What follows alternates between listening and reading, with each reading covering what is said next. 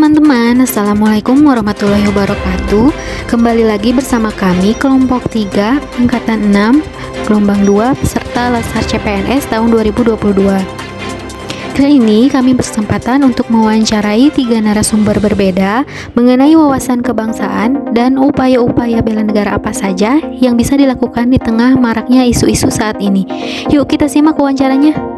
Kita mulai wawancaranya. Kita perkenalan dulu, boleh disebutkan namanya siapa? Nama saya Syahdana Dira. Kesibukan sekarang yang sedang dijalani apa? Saat ini saya sedang belajar di bangku SMA. Baik, kita akan berbicara mengenai Indonesia, wawasan kebangsaan, dan bela negara. Menurut saudara, apa sih makna dari wawasan kebangsaan itu? Menurut saya, wawasan kebangsaan adalah cara pandang suatu bangsa terhadap bangsa dan negaranya sendiri. Juga suatu konsep yang membedakan negara Indonesia, bangsa Indonesia dengan bangsa-bangsa lain yang ada di dunia. Menurut saudara, apa sih tujuan dari wawasan kebangsaan itu sendiri? Menurut saya, tujuannya itu supaya dapat membangun persatuan dan kesatuan bangsa. Oke, berbicara mengenai persatuan dan kesatuan bangsa, di era sekarang ini banyak sekali isu-isu yang beredar. Apakah di antara isu-isu tersebut ada yang mengancam persatuan dan kesatuan bangsa? Ada. Boleh disebutkan contohnya? Sekarang ini kan informasi melalui internet sangat cepat menyebar. Namun kebanyakan informasi tersebut belum terbukti kebenarannya. Bahkan informasi tersebut masih ada yang sengaja bohong dan sengaja disebarluaskan. Dengan maraknya berita hoax tersebut dapat memecah persatuan dan kesatuan bangsa Indonesia. Baik, berarti adanya berita hoax dapat memecah persatuan dan kesatuan bangsa. Lalu, apakah ada upaya yang saudara lakukan untuk mengatasi ancaman tersebut? Untuk diri sendiri, biasanya saya selalu menyaring dulu informasi yang saya dapat. Kemudian saya cari tahu dulu kebenarannya di sumber-sumber yang valid. Kemudian saya juga menahan diri untuk tidak mudah terprovokasi dari berita-berita hoax. Baik, apa sih harapan ke depan saudara untuk bangsa Indonesia ini? Harapan saya semoga Indonesia menjadi negara yang mengedepankan persatuan dan kesatuan bangsa dan mampu menghadapi tantangan global lainnya. Baik, cukup sekian. Terima kasih atas waktu informasinya. Bismillahirrahmanirrahim. Assalamualaikum warahmatullahi wabarakatuh. Di sini telah ada narasumber kami ya, Dr. Azkar Rizky Hidayat, yang profesinya sebagai dokter ya dok ya.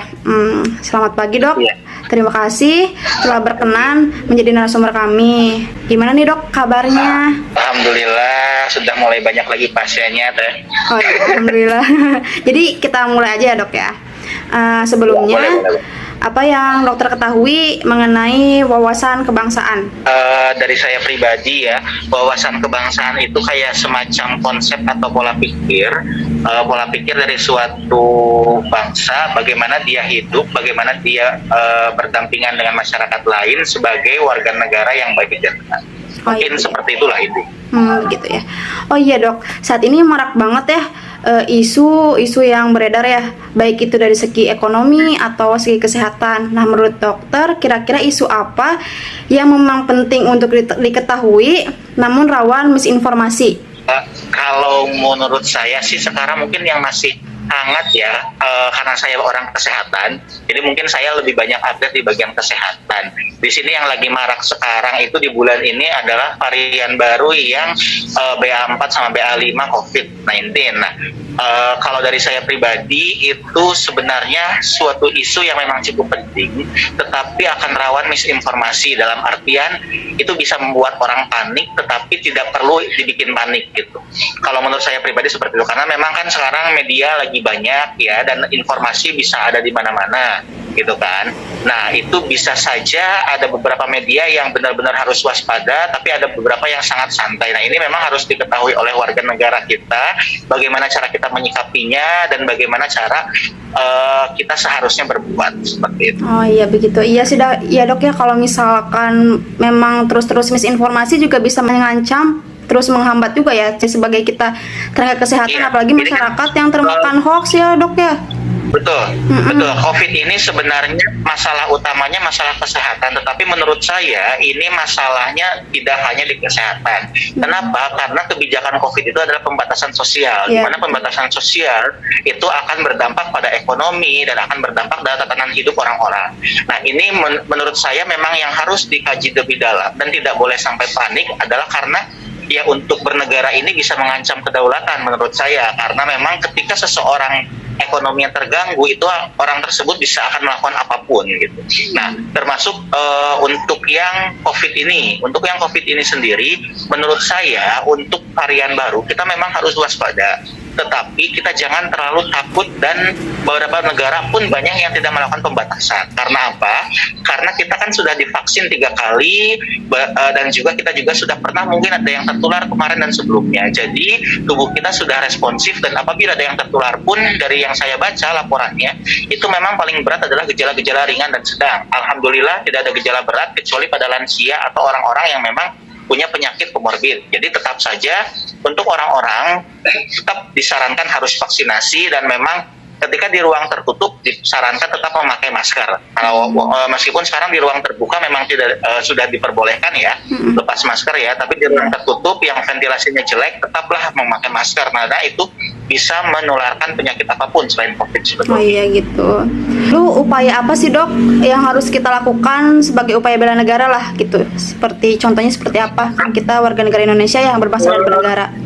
Pribadi ya, dari dulu itu saya selalu ditanamkan gini, bekerjalah dan belajarlah sesuai dengan apa yang kamu mau sebaik mungkin.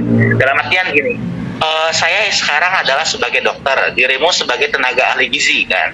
Nah, kita berusahalah di bidang kita yang kita mampu sebaik mungkin. Karena apa? Karena warga negara Indonesia butuh keahlian seperti Anda, gitu kan, seperti kalian, seperti kita, seperti saya dokter. Jadilah dokter yang baik yang memang bisa berguna buat di masyarakat tempat saya praktek. Dan dirimu pun ya, jadilah ahli gizi yang memang sebaik-baiknya ahli gizi, memperbaiki gizi di wilayah kerja puskesmas serta wilayah kerja rumah tangga, sehingga banyak warga Indonesia kita yang terbantu oleh ilmu yang kita punya. Oh iya. Baik dok, mungkin seperti itu saja ya wawancaranya. Terima kasih. Wassalamualaikum warahmatullahi wabarakatuh. Sini saya sudah bersama dengan Brigpol Galih Bayu Patmala. Selamat pagi Pak. Selamat pagi kembali. Di sini saya akan mewawancarai dan beberapa pertanyaan terkait dengan wawasan kebangsaan. Mungkin yang pertama, apa yang Anda ketahui tentang wawasan kebangsaan itu sendiri? Yang saya ketahui tentang wawasan kebangsaan, mungkin cara pandang bangsa Indonesia dalam rangka mengelola kehidupan berbangsa dan bernegara yang dilandasi oleh jati diri bangsa dan kesadaran terhadap sistem nasional yang bersumber dari Pancasila, Undang-Undang Dasar 45, Negara Kesatuan Republik Indonesia, dan Bhinneka Tunggal Ika, guna memecahkan berbagai persoalan yang dihadapi bangsa negara demi mencapai masyarakat yang aman, adil, makmur, dan sejahtera. Mungkin itu. Ya. Terus kan sekarang media sosial sangat berkembang pesat ya Pak, mulai dari ada Instagram, TikTok, Facebook, bahkan YouTube. Nah, kan dari media sosial tersebut banyak beredar berita hoax ya Pak. Bagaimana tanggapan Bapak dengan berita hoax tersebut? Tanggapan saya tentang berita hoax tersebut ya sangat-sangat, bisa dikatakan sangat-sangat mengganggu lah. Mengganggu dalam artian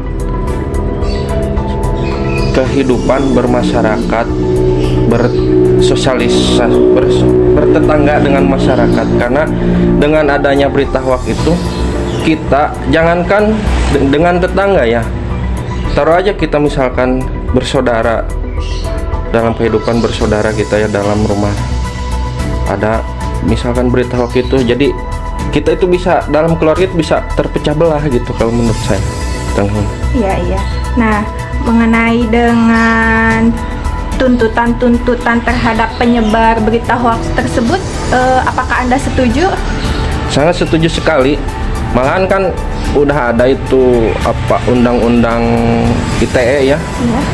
Dengan hukuman penjara itu paling lama 6 bulan kalau salah, dan denda uang sebesar 1 miliar itu kalau nggak salah itu. Iya. Yang saya ketahui itu gitu. Ya, gitu.